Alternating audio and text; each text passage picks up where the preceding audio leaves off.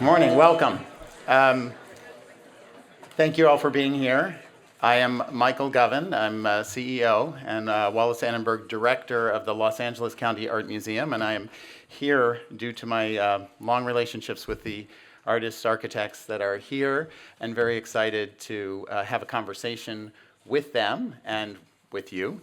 I just must say at the outset that one of our panelists, our architect David Ajay, is delayed. He came from all the way from Ghana to be with us this morning, and his plane is a little bit late, but he's going to make it, and it's going to be great. So in the meantime, let me just start by introducing Max Brown, who's the chairman of the board of directors of Events DC, the official convention and sports authority for the city, and our host. Max. Thank you, Michael. Good morning, everybody. Since this is sort of a South by Southwest event, I'm a little underdressed, although it's Washington, so I still have a proper shirt and collar, but no jacket. So I am chairman of the board of Events DC. We're the official convention and sports authority for the District of Columbia. And on behalf of our board of directors, our CEO, Greg Odell, and Eric Moses, our managing director, I'm really, really happy to be here today to partner with the White House for the inaugural South by South Lawn. I do want to thank Eric and his team for all the work that they've done to pull this together. Eric, thank you. So as the official convention and sports authority for the nation's capital, we're so pleased to welcome all of you to Washington, D.C. to celebrate the spirit of innovation, flourishing creative economies through this first ever festival of ideas, art, and action. You know, I've been in Washington since 1985. This is really exciting. Washington's changed a lot, and this is really illustrative of that change. So this unparalleled collaboration with the White House and South by South Lawn really enables us, Events DC, to position the nation's capital and its vibrant creative economy and robust civic engagement on a global stage. At Events DC, our goals are twofold. One, generate increased visibility for DC and all of our entertainment and sports offerings in an effort to attract unique and diverse entertainment options for our nearly 20 million visitors and 700,000 residents. And two, foster economic development for our amazing residents of the city. Through our daily efforts, we remain committed to supporting the district's creative communities, as they are vital components to the continued development of our city's growing and diverse economy. In DC, we've seen how the business of creative capital acts as a catalyst for economic development, and how that landscape is vast, powerful, and continuously evolving, with technology advancements and partnerships from professional to amateur ranks. I was excited to talk to a few startup companies outside on the patio. You know, 25 years ago, there may have been 3 or 4, and I remember them when I worked for the mayor. We brought them together. It was a very small room. Now you actually need a big room to get all of our startup companies and creative companies in one place. You know, this incredible South by South Lawn mirrors the transformation that's been taking place in Washington over the last 20 years. As I like to tell people, it's a hackneyed phrase, but we're not your grandfather's Chevy anymore. We're more like a Volt or a Tesla. Our economy is a more diverse one, with technology and creativity driving jobs and economic development alongside our government partners. Events DC support for South by South Lawn also reinforces Washington, D.C.'s efforts annually at South by Southwest, where we promote and advance our local technology and creative sectors, our innovative startup companies, and our experienced and highly educated talent pool. So with that plug, we hope that you'll come and visit us in March at Austin and see the great activations we have taking place. I want to thank again the extraordinary White House team for imagining and creating and executing the first ever South by South Lawn, convening this incredible community of talent. And importantly, I want to thank our friends and partners at the museum. I was around when this building was built because I'm old, and I live right up the street, and it's great to be able to come here and with my kids and see all the visitors who are coming here. You know, the museum's a great partner for this kickoff of South by Southlawn. It's an international organization that promotes, explains, and defends free expression in this new era of digital innovation. The museum is the center for discussions on the important issues of the day, from the First Amendment rights of individuals posting online, to who is a journalist in this new age, to digital literacy, and how creativity and storytelling impact new technologies like virtual reality and journalism. The museum is leading the way on exploration of topics crucial to the success of all of us here today and in the rest of the world. I'd be remiss also if I didn't acknowledge our film and television office director, Angie Gates. Angie, good to see you, and thanks for all that you do to promote DC. So I'm excited to officially kick off the inaugural South by Southlawn breakfast panel and show everyone how we do it here in Washington, D.C. of 2016. Thank you all very much. Michael?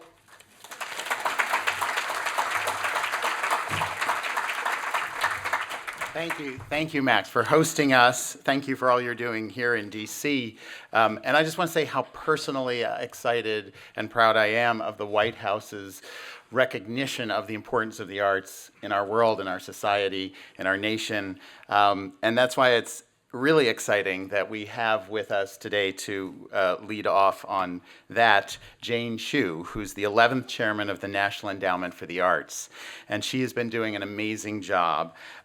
She is a very already accomplished person and educated. You have a BA in music, an MA in music and piano, an MA in business administration, a PhD in philanthropic studies, and you practice all of them.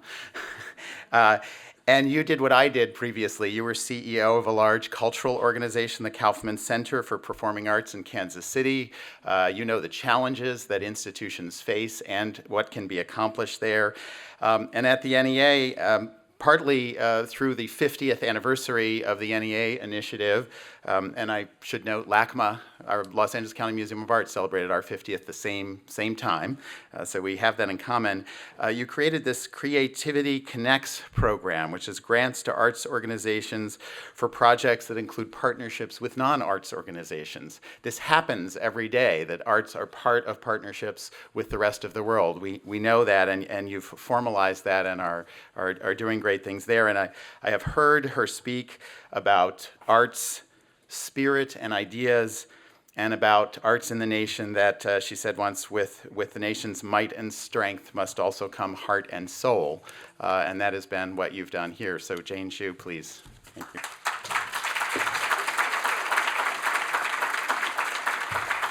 Thank you, Michael. Thank you so much. It's such an honor to be here.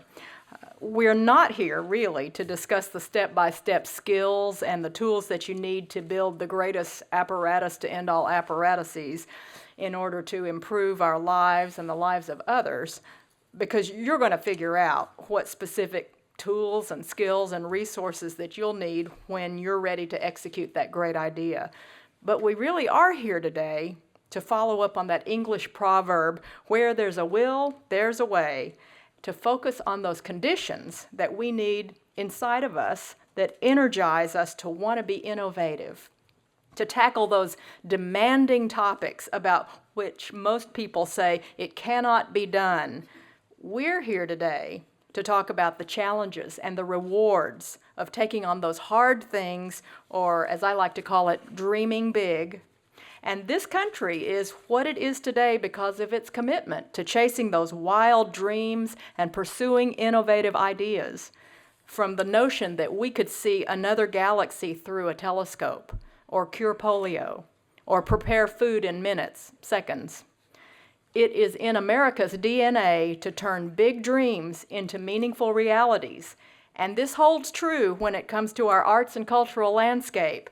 Who would have ever dreamed that the side of a massive cliff could be sculpted into the faces of 4 American presidents, or that a new musical scale with 6 notes instead of 12 would give us the joy of hearing jazz, blues, rock, gospel, soul, or pop music? Who would have ever guessed that a 21-year-old undergraduate could translate the results of a controversial war into a moving and healing memorial? These achievements all required that persistent passion and ambition and visionary thinking. Both James Turrell and David Adjaye fully embody this spirit of dreaming big, and they know how to break into new ground and confront challenges they have spent their careers making possible through the arts, what others would deem impossible. And as an artist, the primary materials that Mr. Turrell uses are light and space. And so from these materials, he creates these large-scale physical environments that engage our senses and provoke our imagination and challenge our perceptions. James Turrell's works have been installed in 22 countries, 17 U.S. states to date, and one of his most notable works, I hope he talks about it today, is the Rodin Crater, which is located in the Painted Desert region in Arizona. Mr. Turrell carved a series of tunnels and chambers into crater walls in order to heighten our senses of earth and sky together. Mr. Adjaye is the award-winning architect of Washington, D.C.'s new National Museum of African American History and Culture, and Mr. Adjaye's project range from the Rivington Place Visual Arts Center in London, the Nobel Peace Center in Norway, and his designs are not only visually stunning, but they're imbued with the meaning and context of what lies within. And so in this way, his structures also function as stories. They're critical components of a visitor's experience. We're so excited and pleased to be able to hear the insights of these two esteemed artists. And so I will turn it back now to Michael to lead us through the rest of the conversation. Thank you.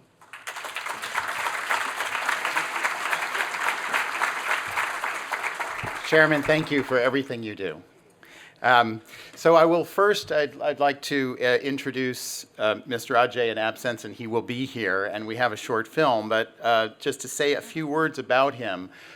Many of you already know him, and I hope many of you have had a chance to visit the new Smithsonian National Museum for African American History and Culture, which is a real triumph. I actually grew up here in Washington and have watched these museums be built, the East Wing, the Hirshhorn, and now this museum, and it's very exciting. And it was particularly exciting to have this new museum built by somebody who's a friend and who I know and whose work I've followed for so long.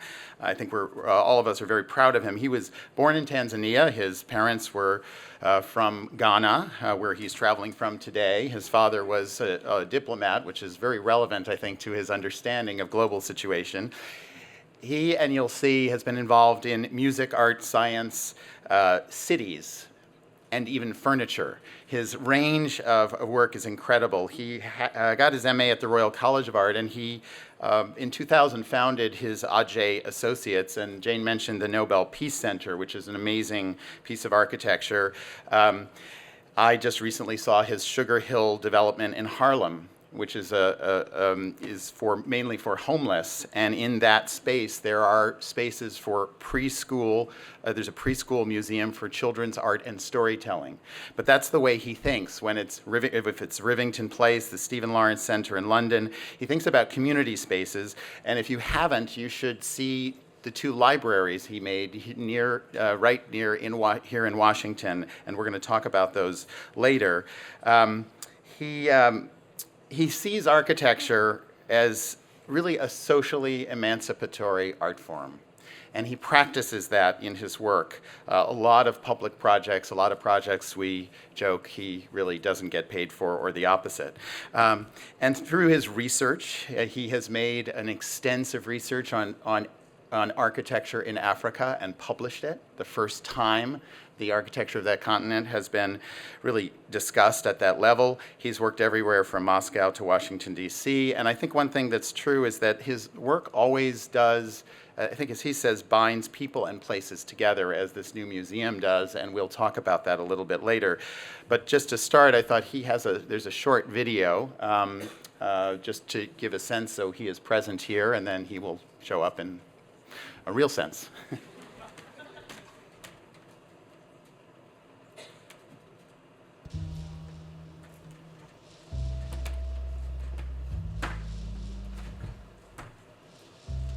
as an architect, I draw inspiration from a lot of things, but I have a deep interest in Africa and Africa's diaspora, so the US, wherever it may be, the sort of trajectory in history.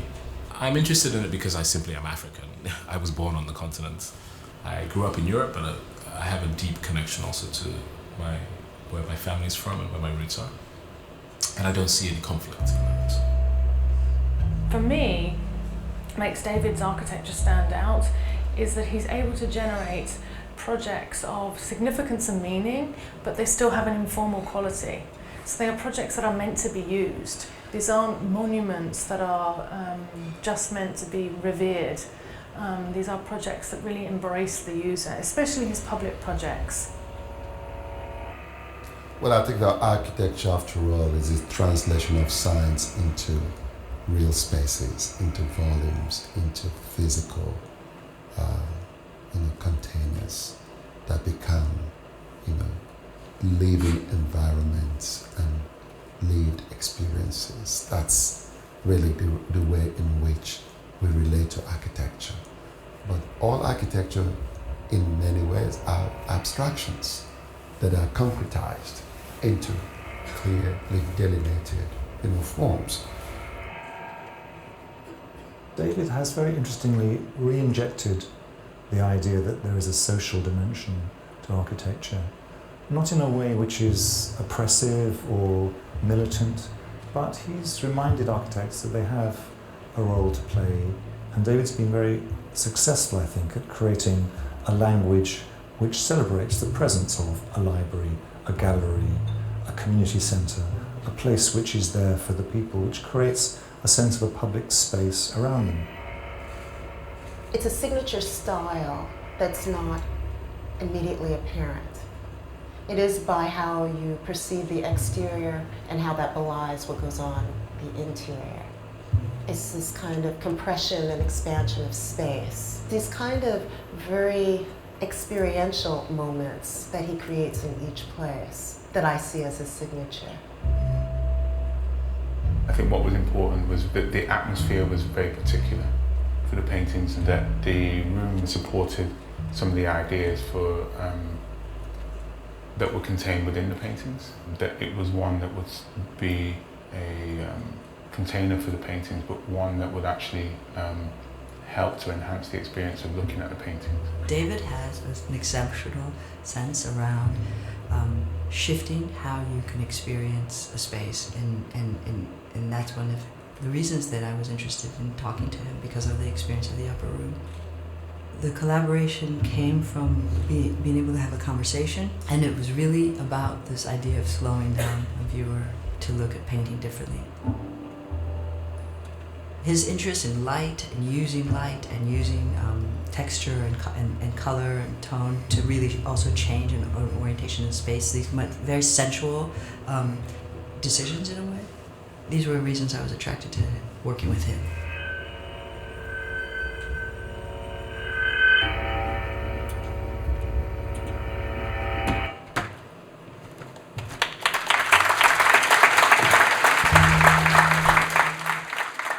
And as James and I said, if he's not here, we're going to talk about him. James has worked with him as well, so we'll have some fun either way. I would like to introduce James Turrell, an artist who I have admired and been lucky enough to work with for decades. He starts on the west coast of California, born in Los Angeles, and studied psychology as an undergraduate. And I always say at a very young age he could draw, and I always comment he already knew how to draw, but the question is, how do we see? And he, in a sense, I think, studied that. He also went to UC Irvine and got his MA in art in 1973. But just relevant to our discussion with the chairman of the NEA, he won an NEA Individual Artist Grant in 1968. When the agency or the endowment was just 3 years old. He's won way too many awards to mention, but including all of the ones you would want, including the Guggenheim Fellowship, another NEA award in '75 25 relevant. He won the MacArthur Genius Prize, and recently among these 50 awards in art and architecture, I should note, which is something we'll talk about, the Presidential Medal in the Arts. And he also lives locally in Oxford, Maryland, with his wife Kyung, so he's also a local resident as well as living in Arizona, and we will talk about the Road and Crater project. James Turrell has also been, for me, a teacher. His work in art is a work in light and perception. And very interestingly, as an artist, he did not make paintings in a traditional sense or sculpture, but he began his career making works in light and light physical, which we will talk about. And a lot of his work is about our perception. I think one thing I like to say, it's not as much about his seeing or expression, but about our seeing, and that's what he provides. So I'd like to invite James to come forward. We have a short video to show on Road and Crater, and then we'll begin the conversation. James.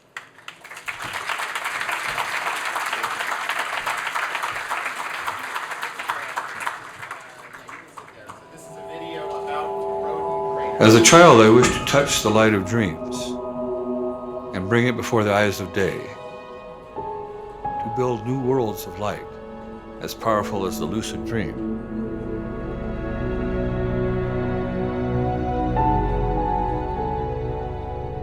When I was a child, all the houses had blackout curtains, and I took these curtains and, with a reasonably large needle, created the full map of the sky.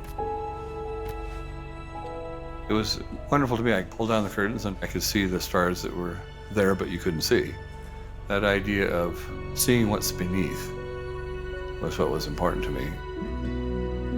My family was conservative Quaker or Wilburite, and so I build Quaker meeting houses. The church meets together inside to greet the light, and they downplay the physicality or the decorative qualities of the space. There's no symbolism. They don't believe in art, they feel it's a vanity. I don't know that I believe in art, but I certainly believe in light. The history of art is a history of depicting light. And I had sort of the very American kind of direct way of deciding, let's work with light. So that rather than light being something that reveals, light itself becomes a revelation. We use light to illuminate other things, but I also wanted to emphasize the thingness of light. You don't form it like clay. You don't carve it away like wood or stone. It's more like sound, like dealing with sound. So you make an instrument that produces it the way you want.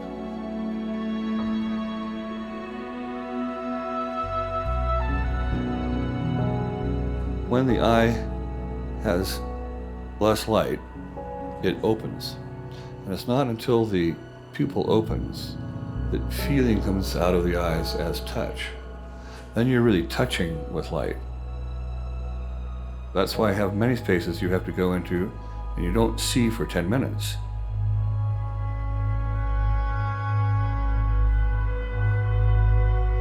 But without focus, without image, without object, what are you left with? You can be left with actually seeing your seeing, or really feeling how you go about seeing and how you make this and create this reality that you then live within.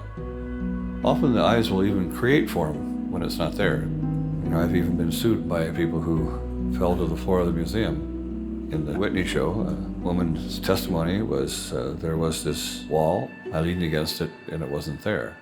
Well, I do think you should stand up to contemporary art. We think the sky is blue. We forget to realize that actually we award it its color. So if I change your circumstance or your context of vision, then I can change the color of the sky. So those qualities of vision are like a melody to me or something. It's very sweet and delicious. I mean, I love that seeing. So this is something of taking the nature perception into nature, telling the story of how we see the sky and how our perception and our seeing forms the sky.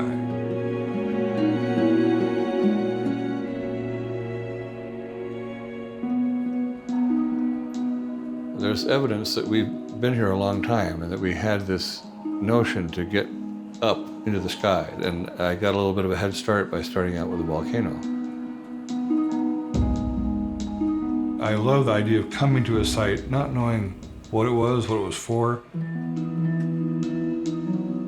At Woden Crater, I'm making a pre-made ruin. I'm very fascinated by the early pyramids and this idea of going more toward the cosmos by actually getting up into the sky. And Woden Crater is a place that is between the Earth and the cosmos.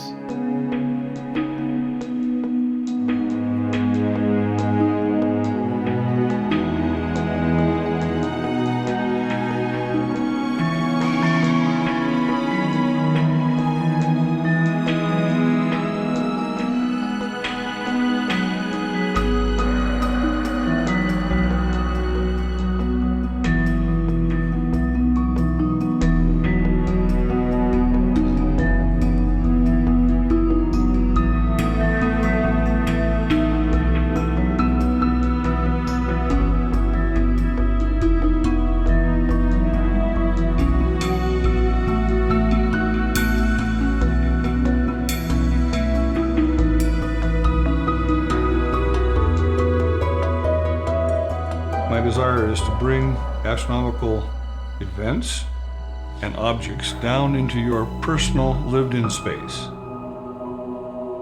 So in making the music of the spheres played by these objects that are on fire, I want to call attention to them so that out of this sort of chaos, I make them to be the strong things that you experience and feel.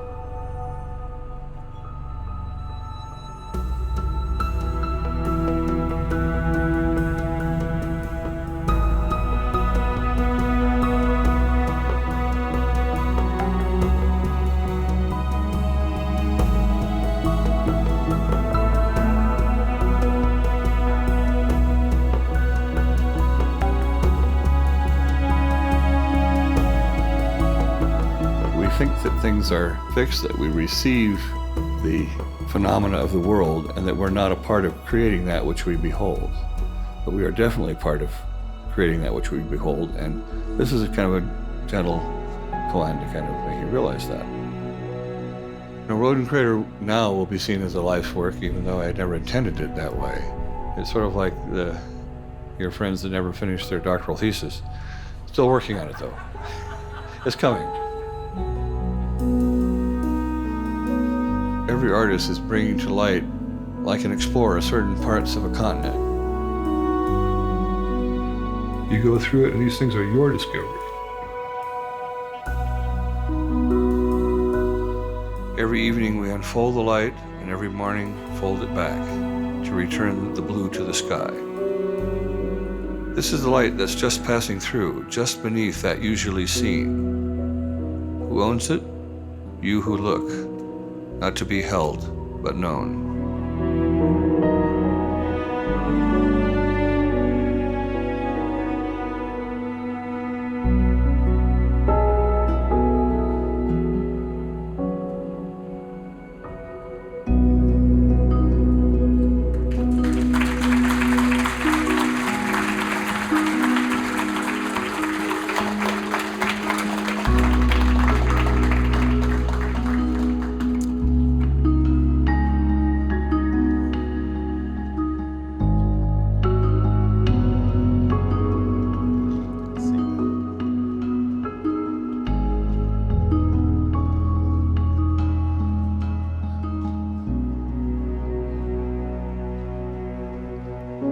Let's see, is this working? Okay. That film was made last year by young filmmaker Jessica Yu for an event when art and film gala where we honored James Turrell, which followed a huge retrospective that we had in Los Angeles. Before getting to talk about Woden Crater, I wanted to just show a few pictures and focus in on some of the images you saw in the film. And talk about them a little bit by introduction and maybe have some conversation about that. This is a work from 1966 called Afram, and you saw it in the movie. And of course, photography cannot capture this work. It is a work that is a projection of light in the corner of a room, but it's not evident when you walk in to the room, and this work was the first work you saw in our exhibition in Los Angeles, and it's not, when you walk into this room, it's not clear what it is. You're not sure if it's a hole through the wall, or if it's something that's three-dimensional in front of the wall. And as you move, this cube moves with you. It has an incredible dynamic. Now, this is really James's first work of art. No painting, no drawing, just putting this projection into space. I could say, well, that has something to do with, Los Angeles is big on productions, projections of light, like movies as well. But you said to me one time, you were talking about the fact that in art history class, we're always seeing projections of images. And you had this fundamental realization, well, why deal with the image? Why not just deal with the light itself? That physical thing, as you said, as an American, you're very direct. But of course, the light, that physicality of light, and this really feels physical. I think all of James's work has had to do with this idea that light can be something that you can hold and touch as we touch it with our eyes. You said in this short film, and I think it's so important, that we are part of making what we behold. Yes, I don't know. I don't have this. Is this? Are we on here? I'm not. Oh, here I am. Okay. Thank you. And I first saw art projected. I mean, basically, on the West Coast, we did have. It hadn't formed then. The LA County Museum. We had the Pasadena Art Museum, and actually, the director of that and is here today. But he was also Jim Demetrian was also my teacher at Pomona College, and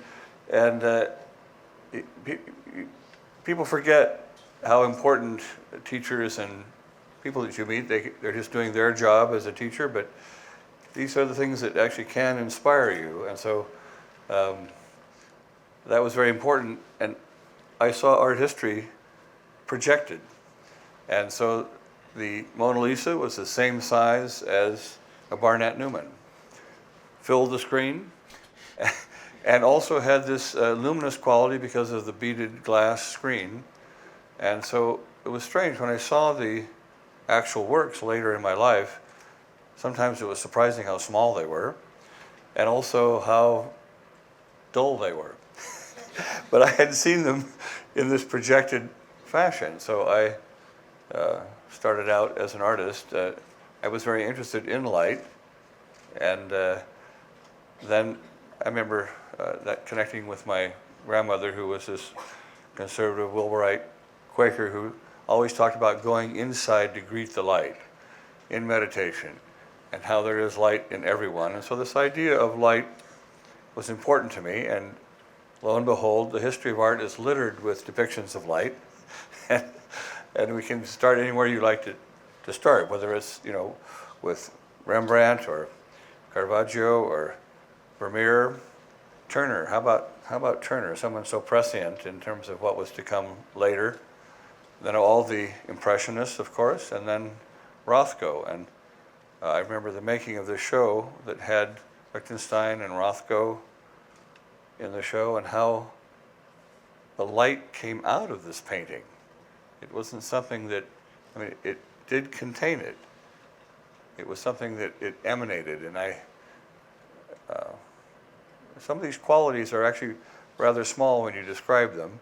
It's like I remember just putting light onto a wall, and the fact is when you had a shape, it couldn't be seen as being on the wall. It was either slightly in front of it or sort of hold through it. So this quality was magical, that it was something very plastic or manipulative. You could actually use light to create space. And so this idea of using light to create space was something marvelous to me. And you probably know that if you're on stage and you have all the stage light, the footlights and the stage lighting on you, sometimes there's so much light you can't see the audience. So you're in the same architectural, physical space as the audience, but a completely different visual space. No different than when the light of the sun lights the atmosphere, you can't see through the atmosphere to see the stars that are there. So actually light is a space maker, and this idea that I could actually use it even close to people to actually control where you saw and didn't see, and how this transparency and opacity was. Those were these wonderful things. Now this is not big news, but this is something that thrilled me as an artist to work with. And so it's these small things that in the end we work with. And it began in this classroom looking at projected images, and so I started out with projections. And many people say, well, what's your medium? And you know, you do things that are painterly with color, but you're not a painter. You make objects, but you're not really a sculptor. You've made architecture and buildings, but you wouldn't necessarily call yourself an architect. And so when described, yes, light is part of your medium. Yes. But also, the most important part of your medium for me and what I've learned is this idea about perception, that quotation that we take for granted, this idea that we see something, we all see it the same way, or it's there objectively. And the one thing I've learned, and I see every time I am at Rodin Crater or in one of your works, and then you deconstruct why I felt or saw that, it's because half of it was me contributing, putting things in. Projecting myself, my expectations. Color. We have works in color at LACMA that are immersive. That this one is on view now. It's called Breathing Light. And it is a work, when you first encounter it and it's outside this space, it appears to be a painting on the wall that's physical, like a rectangle in color. The color starts changing, which is a little strange, but it feels like a flat plane. There are stairs up to it. And like Alice in the Looking Glass, you actually then walk through this plane of light that seems physical to break the plane, and then you're immersed in light, and then you walk toward the light, and this light seems to be infinite, or if not infinite, you are absolutely unsure about where it begins and ends, and the color keeps changing. Breathing, it's called Breathing Light. And it took me a while, and then you turn backwards to look through the aperture from whence you came, which is a room of white light, and yet that aperture is green, or blue, or orange, or all of these range of colors, and it defies understanding, because if I poke my head back through that wall, it's white again. And you come up with this incredible realization that the color I'm seeing, perceiving, is in me. I'm the one who must have created that environment by being in pink light, and so therefore I see green. And it's such a fundamental realization for me, because it doesn't just apply to aesthetics or to color. It does, or in art history, but it also applies to everything. It means everything, whether it's history or people or reading or things I come upon, that I have to recognize that the context is everything, and that I am contributing to this seeing. And it has something about this, Rodin Crater is a huge monument, but it's a monument for me, to the fragility of perception. And I guess you kind of also started right there with psychology, right? That you knew that going into art. Well, I took painting classes at Pomona College, and when you mix blue with yellow, you get green. But if you're wanting to work with light and you mix blue light and yellow light, you're going to get white light. So this is a shock, and something that a lot of people don't expect. And so the big thing is you have to learn the spectrum, because it's a whole different way of thinking. And so I actually had to learn about perception, how we perceive particularly light, as opposed to how we mix paint.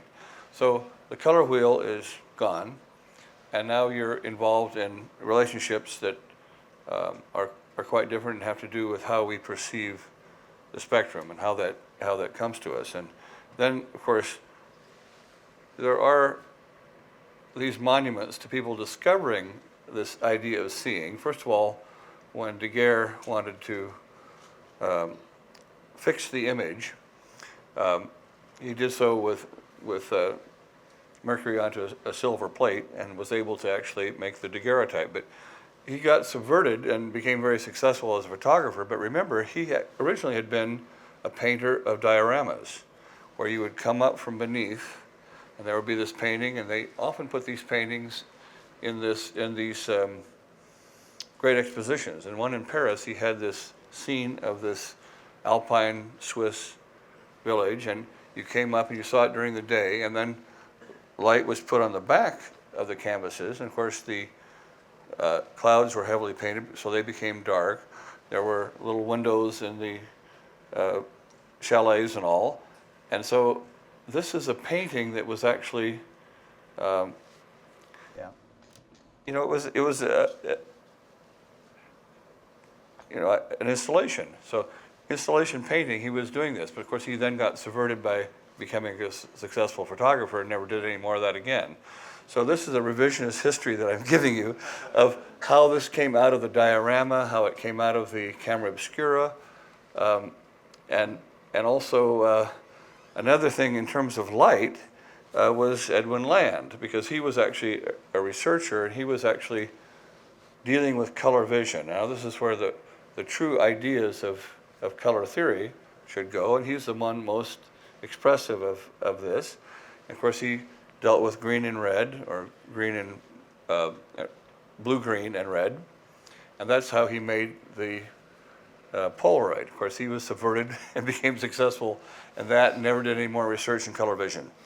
So what happens is that we all start out with these ideals, and some of them had amazing tracks to follow. And certainly with color vision, it was Land, and certainly with the diorama and the certainly the the big I don't know, sort of installation kind of paintings, Cycloramas too. cycloramas, things like that, and the one Yeah. by Mig in Holland is still there. A few of these still exist, so they're quite interesting kind of anomalies in the history of art. So you have this idea of the light out there. Again, you do deal with nature even inside, because this is a little like being in a whiteout or being in a cloud or being these spaces which are indeterminate, and then you have a different kind of emotion from that. Before we go outside to the landscape, just to go inside, another work, that work of Art Breathing Light is on view in Los Angeles right now. In 1968 in Los Angeles, you were invited as part of LACMA's Art and Technology Project with Robert Irwin, another artist who identified you, and a scientist, Ed Wirtz, and you discussed not art but perception and how we see and feel. And I know there were a number of experiments at that time about even sensory deprivation and what happens when I'm put in different environments over time. This is a work of art that is in LACMA right now in Los Angeles. And it looks a little like a sphere or a spaceship or something like that. There's a computer, and what you're not seeing is if you go to LACMA and you make a reservation, you're greeted by some attendants in white lab coats. You take off your jacket and your shoes, and you lie down on a bed, and you are rolled inside this sphere for one program for about 11 minutes. And I actually do this regularly. I enjoy it. It calms me down for a board meeting or anything important I have to do. It actually does calm you down. The longer programs are hard to stay awake in because it's so calming. And what happens is you're lying down and you're in a Ganzfeld. This is one of these spaces which is of indeterminate depth. And color and strobing color is introduced. And all of a sudden, not only are you pretty sure you're seeing colors that aren't there, but then you start seeing shapes, geometries, like geometric painting, architecture, beehives, rain, and you're not sure where it's coming from. Now, there's nothing inside the sphere except nothing. It's just empty. And the light has created that, but the truth is that you, the viewer, I, am creating it from within. So this is an art, a kind of geometry, abstract painting that is created from within, that it is my eyes and my seeing. I think you once talked about it, you talk about it as a seeing from behind the eye seeing. If you know a little the history of art, Renaissance painters always saw the painting as a window, right? It's a fake window, and then you can see through into nature or space, a fake three-dimensional depth. And then in the modernists said, oh, no, that's sort of illusion, and we don't want to deal with illusion. We're going to make a painting that's just paint, really flat, right in front of you, right to the point. And I think the last thing to do with that picture plane of painting is sort of to put it only one place to go is behind the eyes.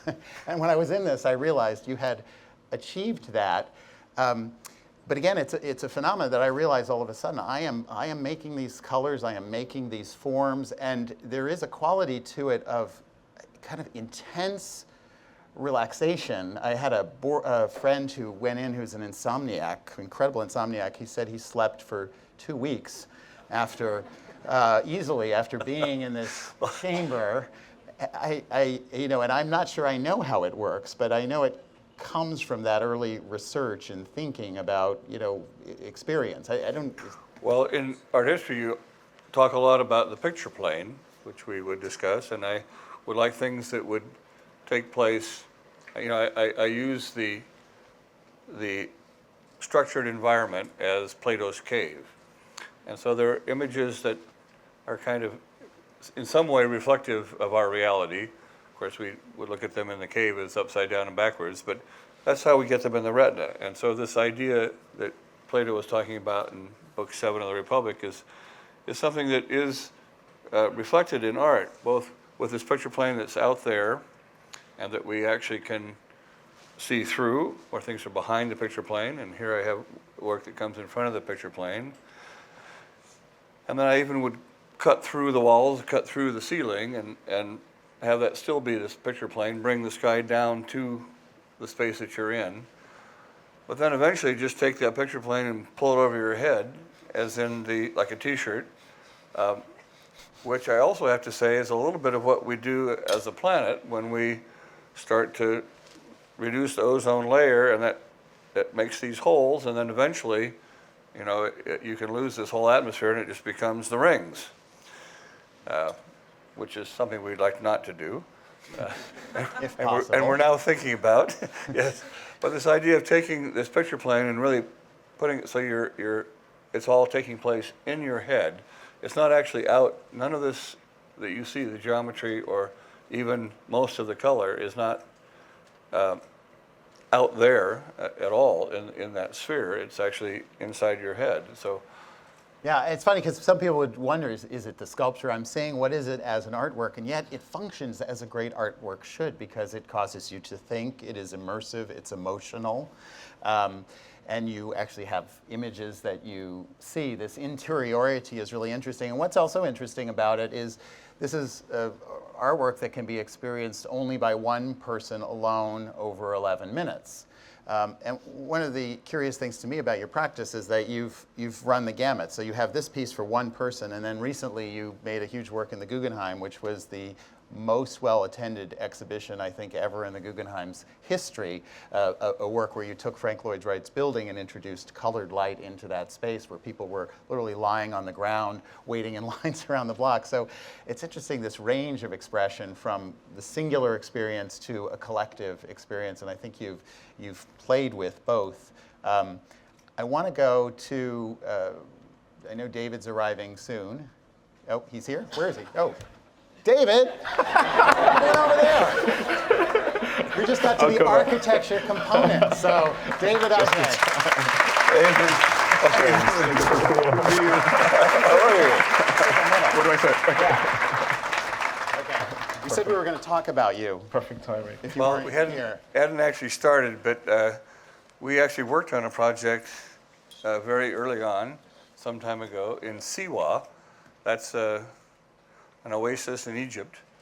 But it's the oasis where Alexander the Great had his epiphany.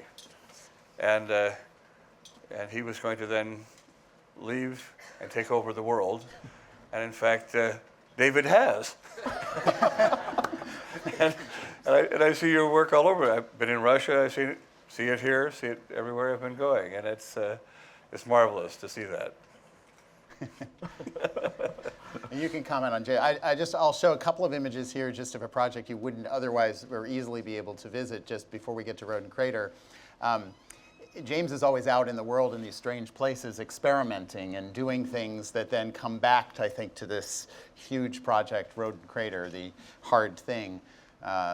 This is a pyramid. It's an ellipsoid pyramid, and you saw the jungle around it. This is in the jungle of the Yucatan. in Mexico, not far. That's like bringing coals to Newcastle. Did they need another pyramid?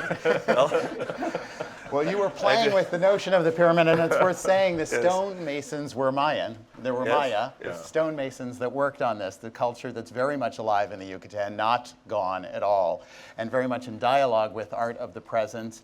And I think there's that wonderful dialogue that the workers and even everyone had about the old style pyramid and the new style pyramid, made very differently in an ellipse, but in multi-tiers. Well, wait, at the bottom of Uxmal, that's an ellipse, and it goes up to a rectangle on top at the two foci of the ellipse. So they did, and they made elliptical pyramids. The mound builders made elliptical pyramids up the Mississippi River. Yeah. So it's a form that they use, and the bottom of this is the same size as the bottom at Uxmal. In Uxmal, which is in relation to that. In fact, I was there when we were scouting the site, and it's over a cenote, which is a natural geologic formation, like a bubble in the stone, which then is filled with water, which were sacred sites for the Maya, and they provided the livelihood for communities in terms of water and also ritual. And then what this piece is a pyramid, and it I think a little bit deals with the creation myth of the chaos and order, but there's a tunnel that actually takes you from underneath the plane of the ground, up through the plane of the ground, and then to the sky, where James, you've placed water. So it's water below and water above on the top of the pyramid once you've broken through. And like the ancient pyramids, your top is just above the tree line, because what's true in the Yucatan is that the trees only grow to a certain height because of the natural geology. And so all those pyramids were to get up to the sky, which you have done here. It's very flat there. As you said, it's actually flatter than a pancake in the Yucatan. And this work is a little, it's a mini pyramid that takes you from underneath. Okay, well, I thought we had another slide of the interior. But you can see its relationship to this found pyramid. This would be hard to build at full scale, as David would know. I don't know, he might be able to figure it out, but I don't know about the budget for the building of this. And so, as you've often said, in this case, you found this in nature, and then you've adjusted it with the tunnels and the chambers, and you searched with your Guggenheim Fellowship. This is when you crisscrossed the Western United States looking for a bowl held up in the sky. Yes. Which is, and maybe that originary moment of why a crater, because everybody says, why in the world would you Well, it's like having a pyramid, but for an artwork. You just have to put the tunnels and chambers in it. So I didn't have a pharaoh to build a pyramid, so we just took God's work. that was good enough. So it sits in the painted desert. It's unfinished still, as you said, your unfinished dissertation. And I think this embodies, when the inspiration for this conference, the plaque on Obama's desk that just said, "Hard things are hard." And I think both of you would attest to that, whether it's a public project. Bigger than a bread box, and you certainly have done that. Whether, David, for you, it's a public project in an urban environment with so many constraints, including tiny budgets that take a long time, or James, to be out in the desert, creating something that was initially an idea that you had in the 60s, when right here, our President John F. Kennedy was saying, we're going to send a man to the moon. And I always think you were thinking, well, it would be a lot cheaper and easier to bring the moon and the cosmos down to Earth. And in some way, I see this rodent crater as a very inexpensive space program,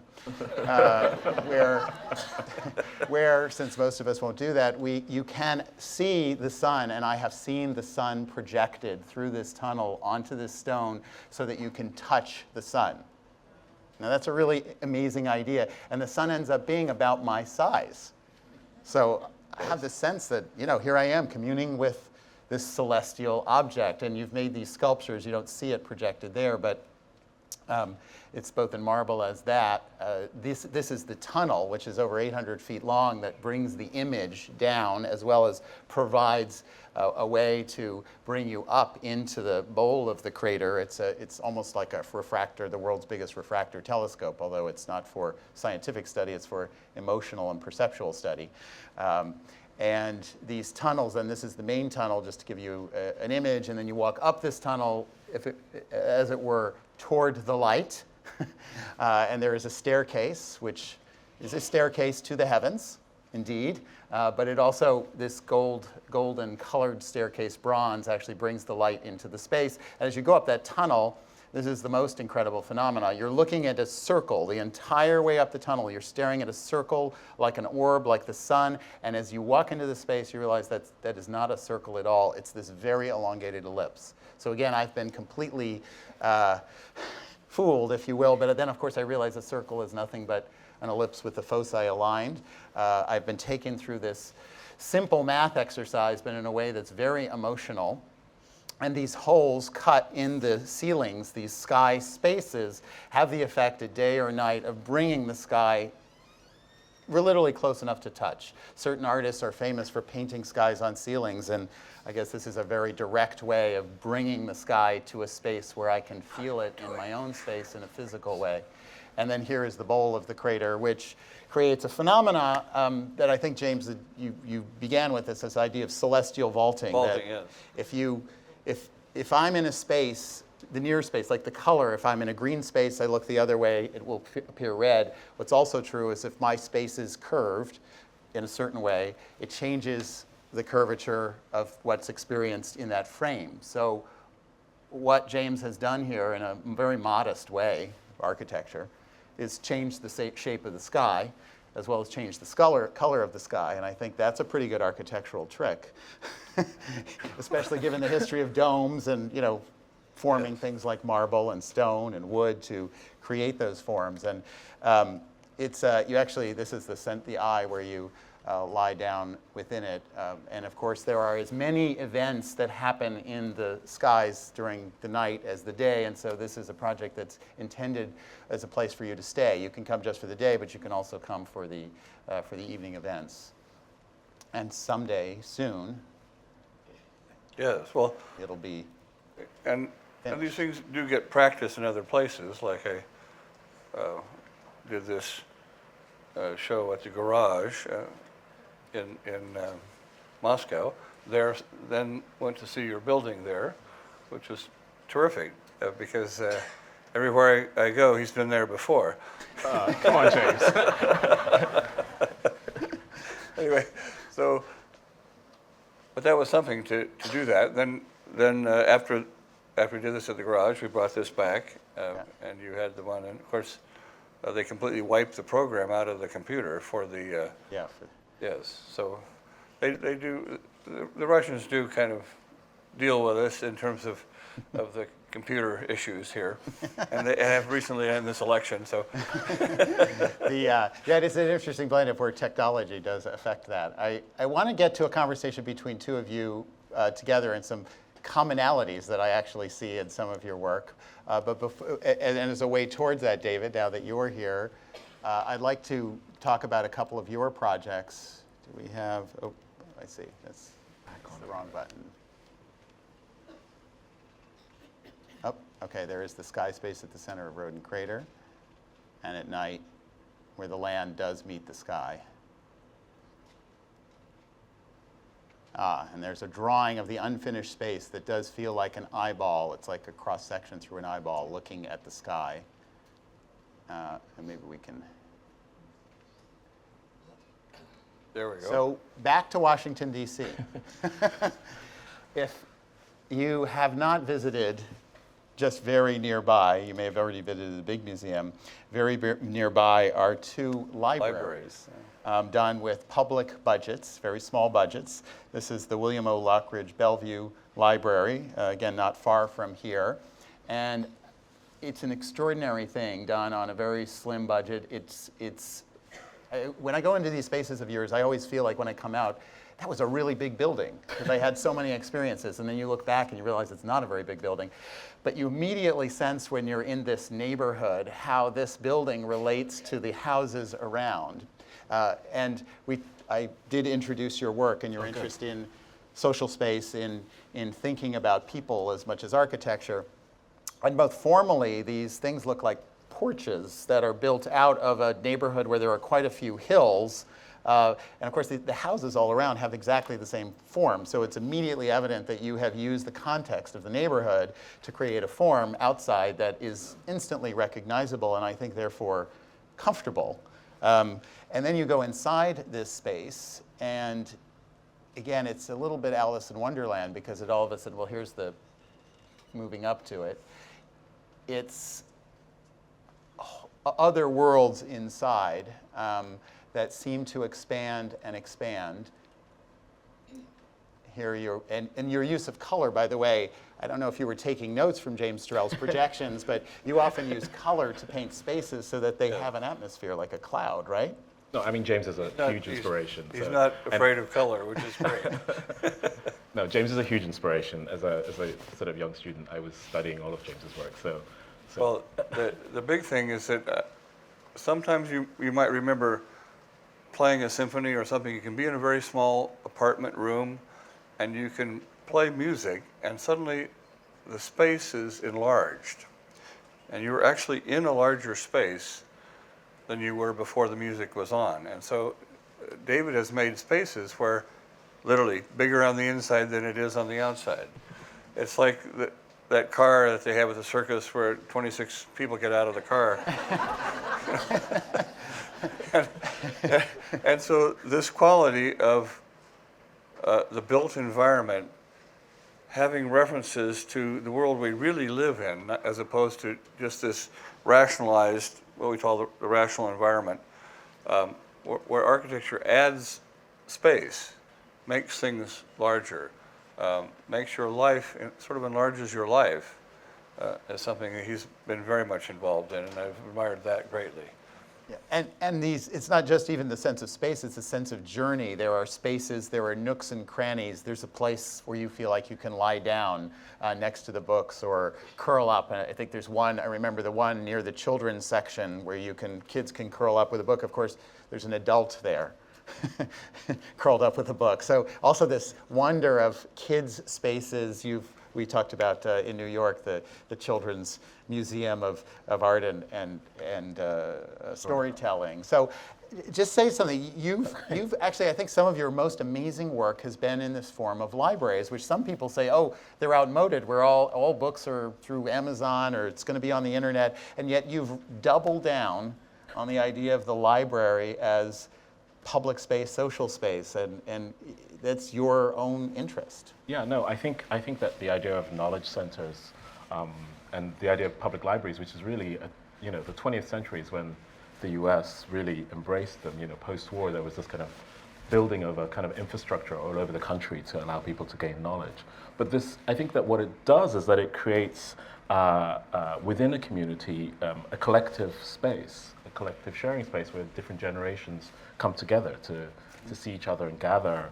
And that, I think, is a very important, even though technology shifts the kind of content of that, I think that the residue of that in our bodies as a place that we go to is very important. And I think that this idea that there are these types of spaces that we come together and enjoy information, it doesn't matter if the technology shifted, but they become these spaces where we come together, are important types that we need to remember, especially as the world is changing. So for me, the library is not lost. The library is just to be remade. Yeah. It needs to be remade, and it needs to become another environment for a new generation which sees itself in a new way. It's not about going along lots of kind of academic files. It's about sharing information, sharing technology. It's about watching technology evolve as it disappears, literally. 5 years throughout making the library, we were sort of at the advent of Wi-Fi and soft sort of the ability to kind of have kind of completely sort of what I call a soft environment, not hard wires everywhere. And so we were already designing a building that had to kind of think about that, where, you know, so it was already evolving. So, but what it does is I think it brings architecture much more back to its primary purpose, which I think is this idea of a kind of understanding of where you are, a way of making a sensation of place, a way of being able to understand the world, still not just the world as a kind of large phenomenon, but the world specifically where you are. And I think light is like one of the powerful mediums. So for me, color and light are the same thing. When I use color, I'm really talking about light. I'm not talking about color as a symbolism, but as a kind of light. Yeah. Well, and you've often used, I mean, one of your techniques always is to somehow using darkness to frame that light and to intensify it. There are buildings you've made in London that I've seen, they're houses where they're dark and you've used darkness to really enhance light. I mean, even this museum has that quality of using a bit of darkness to turn the volume up on that light and experience. But one of the things about these libraries is that, you know, you think about the library as to receive knowledge and this universe, but when I'm in your libraries, it's sort of like all that is there because that's the world of possibilities. And I think they are often as inspiring as places to absorb knowledge as actually think there and dream of what you might do to contribute to that knowledge or to life. And I think there's an interesting reversal in public space. Museums, I think the best museums do that same thing. All that knowledge is really not like required reading because you have to know it. It's a world of possibilities like that library. And I mean, I had 100 ideas when I was sitting in your library of other things to do, I think, because it is inspirational in that way. And I guess you continue that idea of social space. In these neighborhoods, it seems to me that these are now social centers, right? Almost like town squares? Correct. Yeah. No, Jake. Well, I mean, the big thing is that we are these strange crustaceans. We make these forms that we inhabit, and almost like a hermit crab, then we now will leave this shell here, go get an immovable shell, and get out in another one, trying to keep from. That's a beautiful description. And so these shells we put around us, and so they're more than just the form and the monument of the architecture. They are what these shells do, how they open out onto other possibilities, and what they contain and what they help us with. And so I think that the idea that there is a community that inhabits these things is important, because you can go and see buildings that are empty, have been emptied of use, and often they look dead because there's no consciousness that inhabits them. And so conjuring up this consciousness and what it can do and what its possibilities are is really the job of the architect, which is amazing to be able to do that, because it has a lot to do with people and those who actually, with consciousness, inhabit these structures. David, this is the other Francis A. Gregory Neighborhood Library, and I think to Jim's point, and also the slides we showed of Roden Crater, one of the things you're so good at is taking the shell and puncturing it, like this, and creating permeable membranes, whether through mirrors, glass, openings, to the outside. Say something about that idea, the permeability. I think it's like one of the most important aspects of your work. Thank you. I mean, I sort of became very disillusioned with the idea of the window just as a kind of device to bring light in, or a glass wall as the device. Because I think that, yes, practically that makes sense, but actually emotionally in our deep subconscious, I think the idea of light really is about the way in which it's filtered and it's sort of, you know, so I think back, I kind of imagine the sort of perception of light from a forest or from a hilltop or from a cave looking out. So for me, I think that we're deeply hardwired with this emotion, and I'm interested very much in allowing architecture to reach back to that emotion. So for me, when I'm making a piece of architecture, I'm thinking about how that perforation evokes an emotion, and how, for me, the window kind of denotes a kind of 500 years of architectural history, and I'm trying to go further back. I'm interested in going further back. To a more ancient sense of, permeability between inside and outside, before air conditioning. Before air conditioning, before the seal box. Which seems to be always the issue of sealing us in. And this notion of community, James was talking about, you have to, space has to be inhabited by a consciousness, by people. This is in Moscow, and it's one of your most ambitious projects. I mean, it is a crazy, crazy project.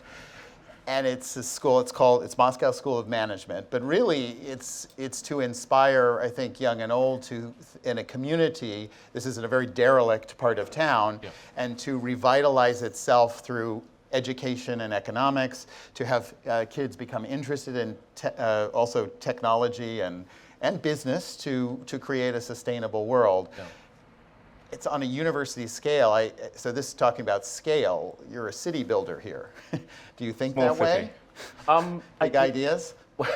I think I'm really obsessed with ideas and not scale. I try not to think about scale, right, James? I mean, I try not to, because I think if I started to think of it as the idea of the city or the idea of the object, I think that sort of collapses your creativity. Right. So for me, it's just the kind of the issue of the idea. And this was about a couple of things. One, it was to create something inspirational for, sort of management class, and not to feel disempowered by a kind of history that immediately was, I think that sort of early 20th century history, which is where, that modernist idea came from, really. That sort of constructivist idea really comes from Russia, right? But that history is completely lost. And, if you go to most, the classical world has kind of taken back that idea. And none of these buildings or these ideas that were kind of dreamt of 100 years ago were kind of brought to fruition. Very few kind of models were tested. So I was really fascinated by this idea that one should make one of those dreams, which was the idea of a building that defies gravity, but is a city, a building like a city. So it's not just a single building, but it's a hybrid building which all the parts from what I call the mind and the body are at play. So it's a building about respite, it's about exercise, it's about looking after your body, but it's also about the mind. It's about sort of almost these monastic walks that kind of meander through this complex that allow you to meditate and meet other people and engage, but also then these sort of angoras, these kind of sort of spaces that are the digital teaching spaces about the world that you live in. So it's this, and then the idea of the image of the building is really, again, back to light. Yes, but because it's also something that has just immediately gentrified an area.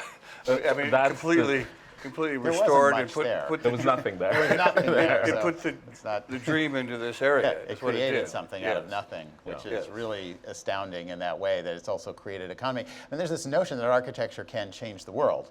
I think as art can in really material ways, because it can change the way people think, as well as be physical in creating spaces for people to interact, to learn. I mean, this is your most recent monument. I feel lucky as a visitor.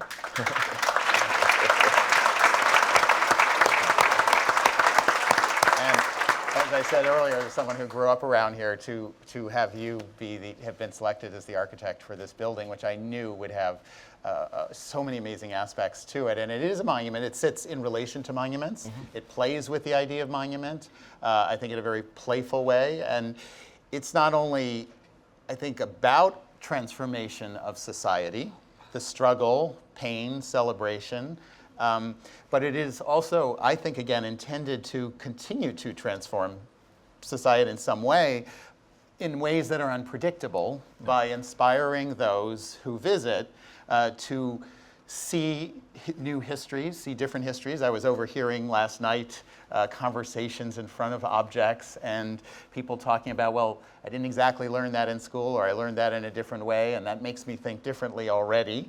And again, how you framed light in it is super inspirational. I think the change is yet to come of what this building will hopefully inspire. There are a few James Turrell moments in it. I have to say that the contemplative court is very James Turrell, and very lessons well internalized. I really believe that art and architecture is about learning from things that are done. I mean, not copying, but learning from. So I'm very conscious of that. I think that it's foolhardy to sort of pretend that there isn't a history and an incredible body of knowledge that's being kind of formed. So, I think James... But the other thing that's so strong is this inside to outside. Yeah. And this lacy transparency and looking very physical and then being almost... dissolving. Dissolving, evaporative. I mean, that's why I find it very strong. Great. Thank you, sir. And so that's a great strength. That means a lot. I mean, there's a little emotional moment. You know, there's a point here about that too. That is that you know, we've talked a lot about imagination and images and even touching on illusion and all these effects that happen, but I think we shouldn't forget that even James, in your explorations of perception, then that affects my daily life. I don't lose the experience of your work when I'm in this world because it has changed the way I see the real world. And David, there was a quote that I saw that you know, a museum or architecture could be something that, like a cinema, you would go in and then have that experience and go out. But I think what's true about these experiments with perception, they're not just aesthetic, and your museum is not. And you say, you know, because the experience of being black is not a fiction. There's something important about always coming back to the light of day. And I think that is a wonderful way you've used a formal element, light, James, you have in perception, to create a change in a concrete reality. And I think that is very intentional. Very intentional, yeah. The one thing I notice about that, and it's something, I'm tying these two very disparate things together, you both also are always looking at other achievements, other cultures, other places. You know, that building is inspired by a Yoruba pedestal, or it's like a pedestal, like that inverted ziggurat form that we know from that art and architecture. Yep. I see so many references to other cultures. When I'm walking on Road and Crater, I'm seeing references to the Hopi. I'm seeing you know, bits of Buddhism. I'm seeing European tradition, and I'm curious about your thinking about that as artists, architects, about building upon other civilizations, cultures, other ideas. Seems like you both do that. When I was young, I thought that we were building a culture. Yeah, one human culture. Human culture. And of course, we can't even have, you know, there's not even a political party with a plank that has to do with culture or art or architecture. So I'm glad I'm not a single issue voter. But because my issues haven't been taken care of. But I think it's, you know, this is the big thing that we all thought that we were about. And that is happening, even though it may be disregarded in some of our social things right now, but it's something that artists, architects are really paying attention to, certainly in music and as well. So this is forming. Yeah. And that it forms that way is natural and exciting. So and I think that, you know, watching this happen in architecture is amazing. And if you think of how we lived, just think how we lived 40 years ago, how we ate, the food we ate.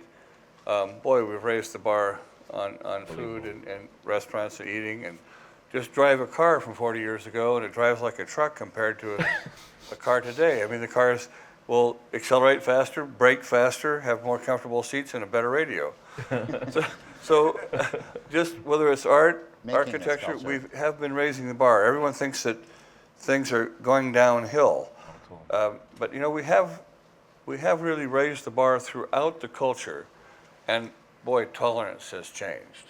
Yeah, I have to say that this is one of the biggest things that I've ever felt, and this changing of tolerance, yes, is changing. I think that's right, and these big ideas. You know, this was inspired, this whole conference, by, I think, trying to inspire others to have big ideas and not to feel that the system is something that is working against us and you can't create those things. And James, you've done that, you know, working 4 decades plus on almost fifth decade, and Road and Crater and things that are you can persist with. And David, you've done that again. I mean, you've also come all the way from Ghana to get here to talk to us about this. They wouldn't let him through the wall, though.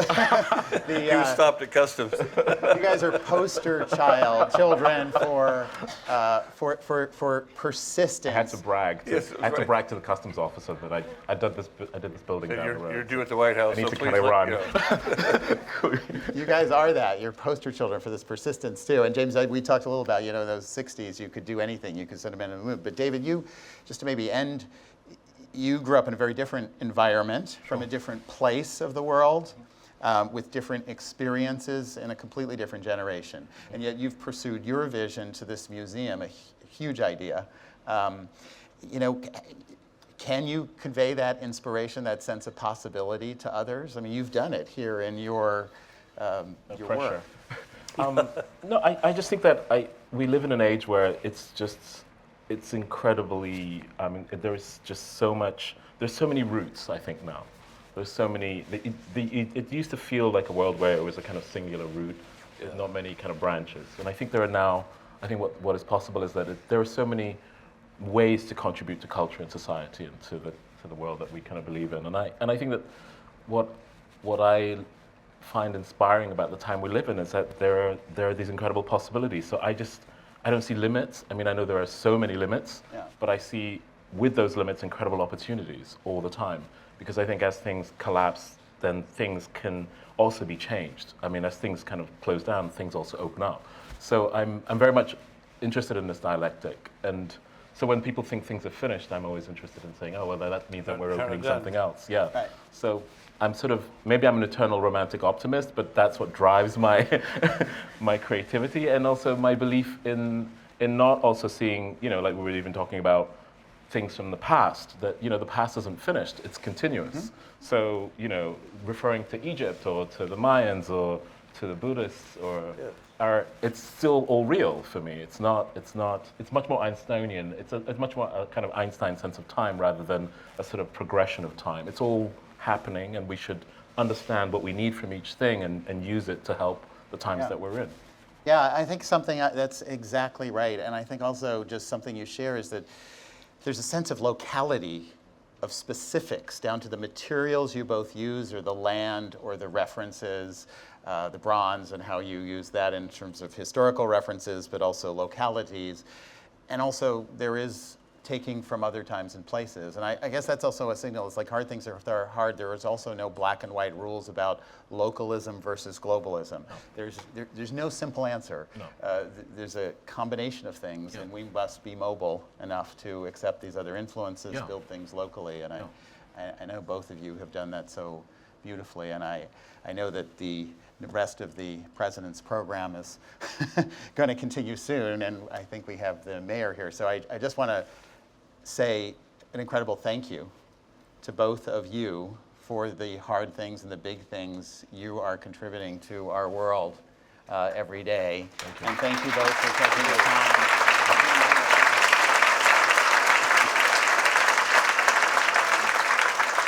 We have, so I think we have some closing remarks. Yeah.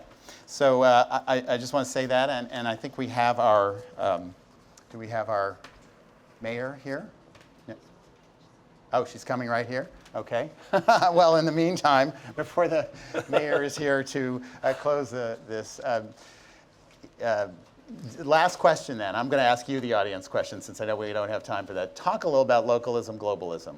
Like here, the mayor of DC is going to be here. There's an urgent community needs, and you've made things locally, but then you do reach out to the world and take influences from everywhere. I mean, I would even say local and planetary. I would say specific and I prefer the word planet than global, because global kind of, for me, is economic and somehow abstract. Well, I'm waiting for this. I like to do a nice project in Olympus Mons on Mars. That's one of the bigger volcanoes. Not enough. Sorry, I just closed it down. I'm so sorry. I forgot we're in a solar system in the galaxy. And big ideas. We are now going to include the cosmic. It's worth saying, when just to go back to the Gonsfeld piece at Los Angeles, if you see it, James once described it to me as the new landscape because it has no horizon. And this was very meaningful to me in thinking about being immersed in this space. And he said, but we're already there between the cyberspace, where there's no horizon, and no up nor down, no left nor right. No up, no down, no left, no right. Or the fact that space travel is upon us, no up, no down, no left, no right. That's a basic assumption we live with every day about gravity and that horizon in front of us. And I think that idea that an artwork or architecture can constantly provoke that new thinking, which is what you both do. And we are very lucky, actually, to have, for our closing remarks, mayor of DC, who I've seen once and seen speak, but mostly on television. And you are changing this locality. I know that you have incredible, you've been here since 2015 as mayor, Muriel Bowser, 7th elected mayor, and your focus on job training, on education. I think you have, and we should all help end homelessness. And I think that's been an amazing effort of yours. You are also extremely well educated in public policy, and I think your focus on exploration of talent, education and talent is very relevant to this this session right now. So, Mayor Bowser, thank you for being here and closing this.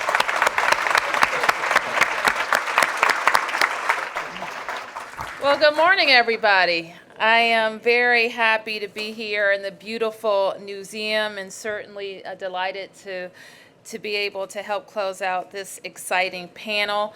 I want to acknowledge all our friends at the museum, and certainly thank the organizers of the White House for partnering with us and Events DC to put on a fantastic South by South lawn. So I'm happy to help kick it off.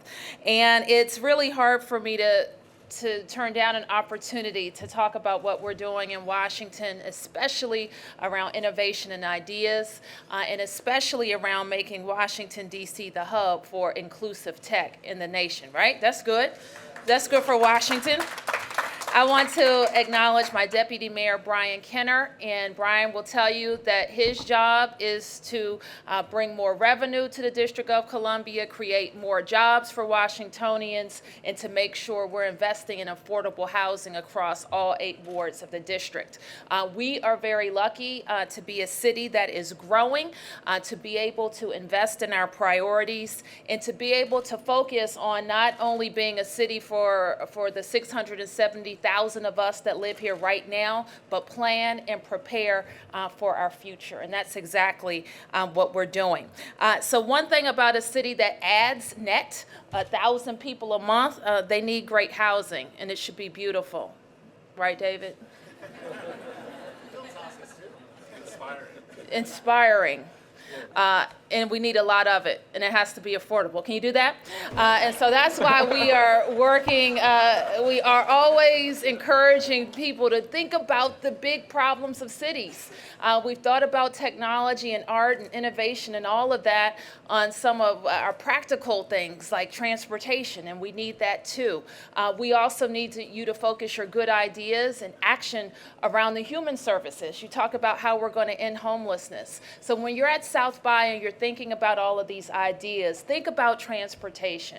Think about the more technology-focused solutions that we're familiar with, but also think about the human services and how we change things. I had the opportunity, I was pretty proud of David on Saturday. I'm proud of him all the time, but I got the chance to meet him a few years back, and we were talking about our libraries and our schools in Washington, D.C., and now to have a building on the mall is pretty incredible.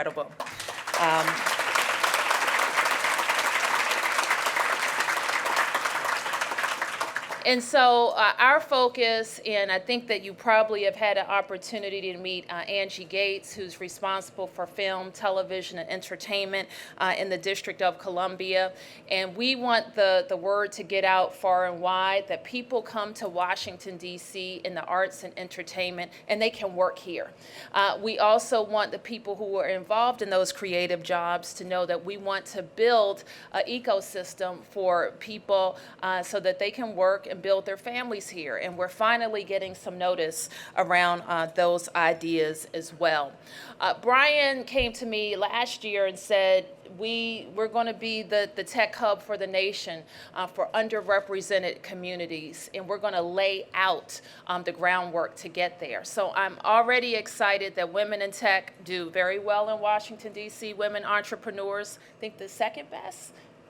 We're first best. I think we started out as second best, and now we are the best for women tech entrepreneurs, and that's important. Last year, we broke ground with Howard University, our partner, in creating a tech hub on Georgia Avenue, one of our corridors. And it will open imminently with Luma Labs, and we're very, very proud of that as well. So those are the important things that we're doing to build an inclusive tech hub in Washington, to focus on how people who are involved in the arts can see how they can link their work to action around, different problems that we have in cities that they may not have even considered.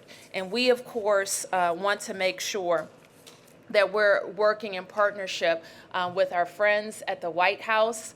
And many of us are looking at the past 8 years and are very thankful for what the President and Mrs. Obama have done with the city, and we can only hope that those partnerships continue. We know that there are going to be residents of Washington, D.C., not just of the White House, in a few months, and they will have the opportunity with me and 670,000 Washingtonians, not just to talk about the fabulous things that we can do together, but to also be in partnership with us with one of the big issues, one of the big injustices of our nation, and that is that 670,000 people who live here and pay a lot of taxes don't actually have a vote in the Congress. And that's one thing that we're focused on in D.C. So go back to your states, wherever you're from, tell them how fabulous our city is, but also tell them to focus on statehood for Washington, D.C. So enjoy South by. Let me thank the Events D.C. leadership and board for their support of this event. And when the White House calls you and asks you for some help, what do you say? Yes, yes, ma'am. Yes, sir. And that's why we've been proud to host this event. I think it's going to be a party too, right? And a party. So after you share all your good ideas on the lawn, join us this evening as well. Thank you very much.